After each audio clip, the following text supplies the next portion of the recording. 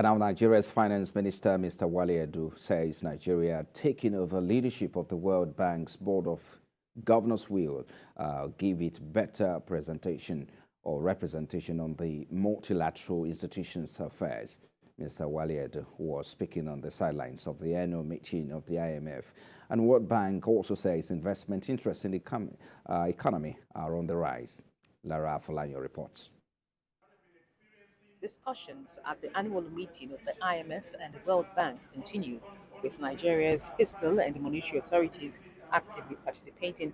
Nigeria has also emerged chair of the World Bank's Board of Governors, and this is cheering news to the fiscal authorities. Nigeria has the leadership of the African Governors Forum within the World Bank Group. It is Nigeria that will help to set the agenda and push the case, for instance, for a third member of the Board of Governors from Sub-Saharan Africa. There are two from Africa currently, and we think the third one should come from Sub-Saharan Africa, so that we have a bigger voice in the governance, we have more representation in the board of the World Bank Group and the IMF. The minister says the development also allows the continent a better chance to speak with one voice, such that it attracts the needed resources for development.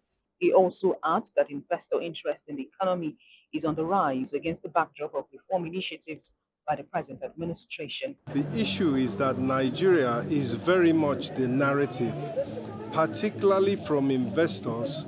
There's a very good vibe, there's a very good buzz, and there's a lot of interest in the Nigerian economy, in the reforms that are currently being undertaken, and of course in the investment opportunities. The IMF, in its World Economic Outlook presentation at the annual meetings, had commended the country's removal of fuel subsidy and exchange rate unification, describing them as highly needed. Lara Folanyo, TVC News, Marrakesh.